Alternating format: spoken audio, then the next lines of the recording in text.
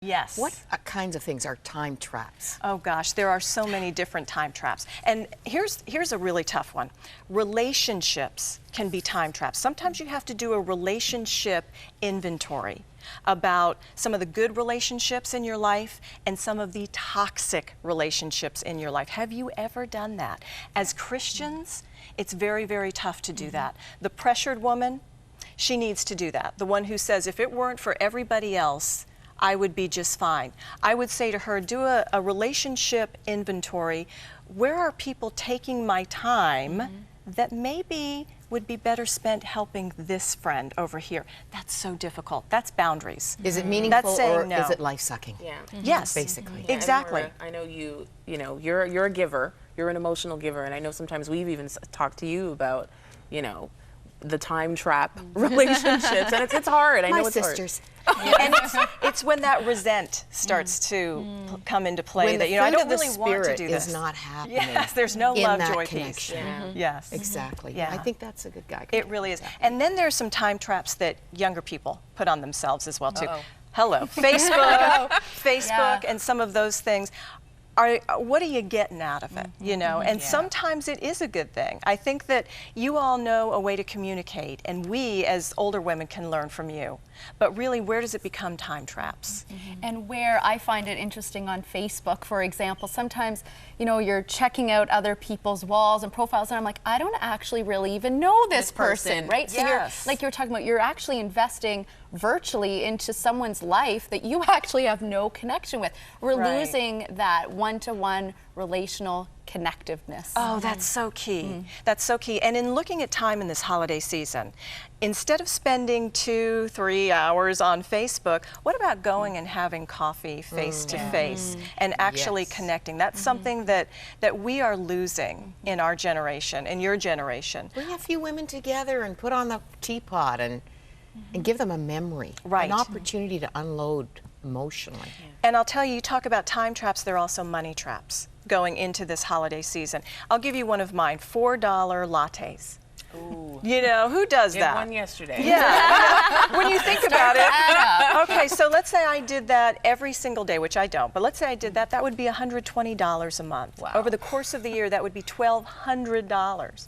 Over the course of 10 years, that would be $12,000. And that is more than most people have in their retirement accounts. Wow. We're talking about a cup of coffee. So that's something you can look at as well. Where am I wasting my resources, whether that's time or money? Where is it just going out and I'm mindlessly, you know, not thinking about it? It's taken control of me instead of me taking control of it. Carolyn, I was thinking of the single moms and those struggling right now financially.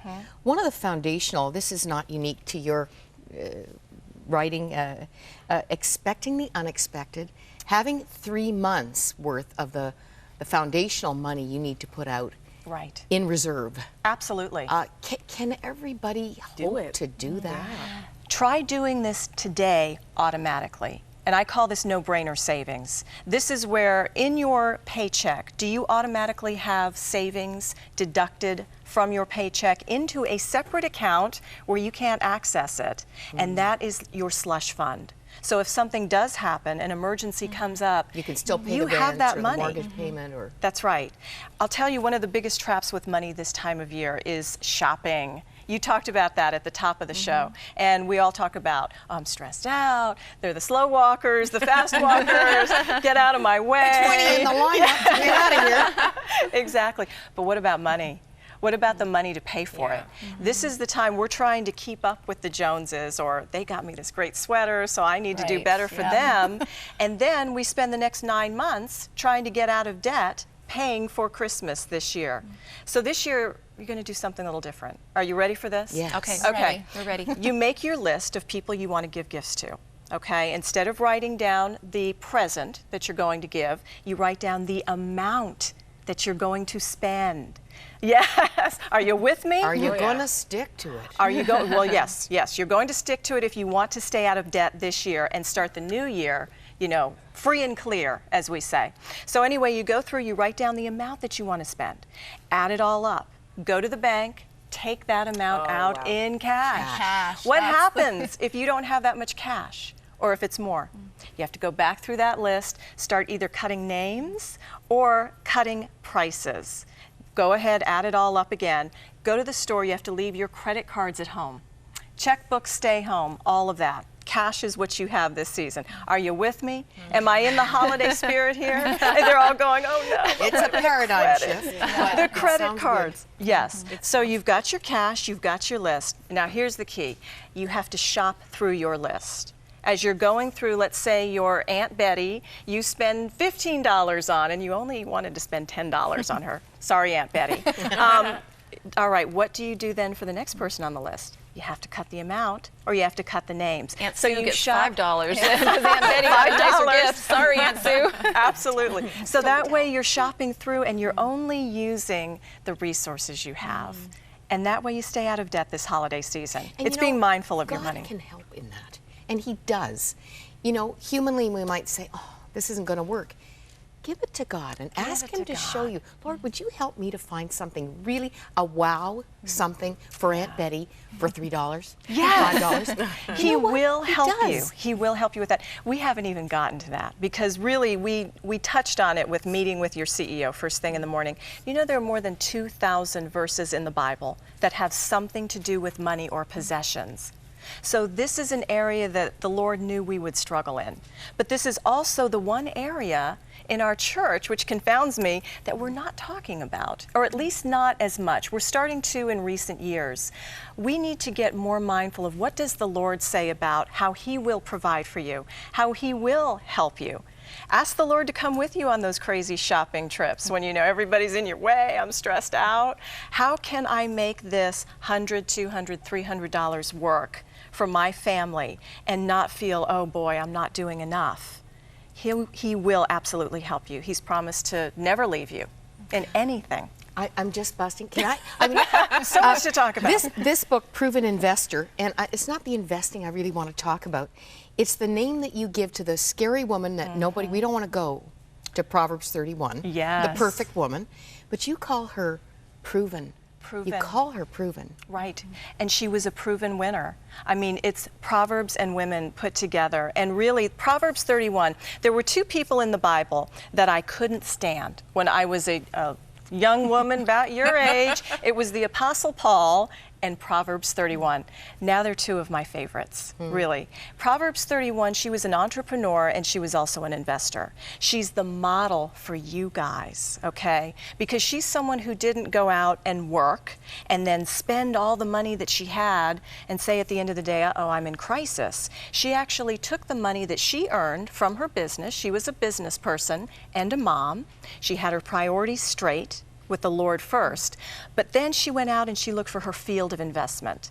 And for her, that was real estate. So she was investing in a vineyard that would produce income whether she was there or not. Are you with me on this? So she went over and above just going and working the day job. She was someone who invested in her future and in her family's future. And this is the model that I used for that first book, and also Proven Investor. She was a proven winner and she has a proven plan. And it's interesting that she's a woman in the Bible. We look so much at some of these things with Proverbs 31, we think, I could never be like her. But when we break it down, we start to think, wow, I know a lot of Proverbs 31 women who really are taking care of their family. They're investing time with the Lord.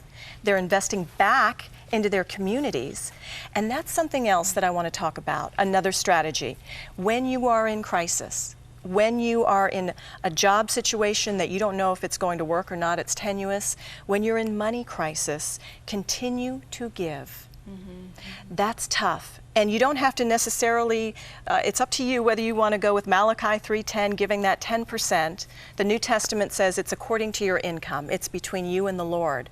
But continue to give something, because that opens up our minds and our spirits and our hearts, that it is not my money and my stuff that I'm holding on to.